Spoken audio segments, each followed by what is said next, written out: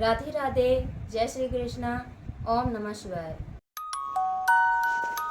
Hello दोस्तों, आज मैं आपके लिए अपरा एकादशी की पवित्र कथा लेके आई हूँ। प्राचीन समय की बात है। एक नगर में महिध्वज नाम के एक धर्मात्मा राजा राज्य करते थे। वे बहुत दयालु, सत्यवादी और लॉर्ड विष्णु के परम भक्त थे। उनकी प्रजा भी उनसे बहुत प्रेम करती थी। लेकिन राजा का छोटा भाई वज्रध्वज बहुत क्रूर और ईर्ष्यालु था। उसे अपने बड़े भाई की अच्छाई और लोकप्रियता बिल्कुल पसंद नहीं थी। उसके मन में हमेशा द्वेष भरा रहता था।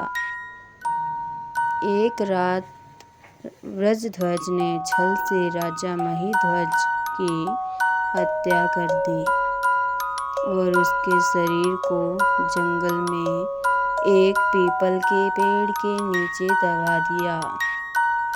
राजा की अकाल मृत्यु के कारण उनकी आत्मा भटकने लगी।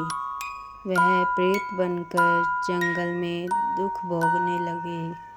संत का आगमन। कुछ समय बाद उस जंगल में एक महान ऋषि गुजरे। उन्होंने अपनी दिव्य दृष्टि से राजा की पीड़ा को समझ लिया। राजा की आत्मा ने ऋषि को अपनी पूरी कहानी सुनाई और मुक्ति की प्रार्थना की। ऋषि को राजा पर दया आ गई। उन्होंने कहा, तुम्हारी मुक्ति केवल अपरा एकादशी व्रत के पुण्य से ही हो सकती है। ऋषि ने श्रद्धा और विधि विधान से अपरा एकादशी का व्रत किया और उसका सारा पुण्य राजा की आत्मा को अर्पित कर दिया। भगवान विष्णु की कृपा।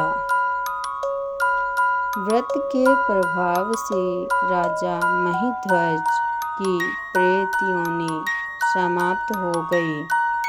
उन्हें दिव्य शरीर प्राप्त हुआ और वे स्वर्गलोक को चले गए। तब से कहा जाता है कि जो भी श्रद्धा और सच्चे मन से अपरा एकादशी का व्रत करता है, उसके पाप नष्ट होते हैं और उसे लॉर्ड विष्णु की कृपा प्राप्त होती है।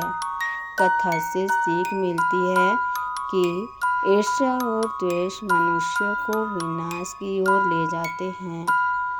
सच्ची भक्ति और व्रत का पुण्य जीवन बदल सकता है।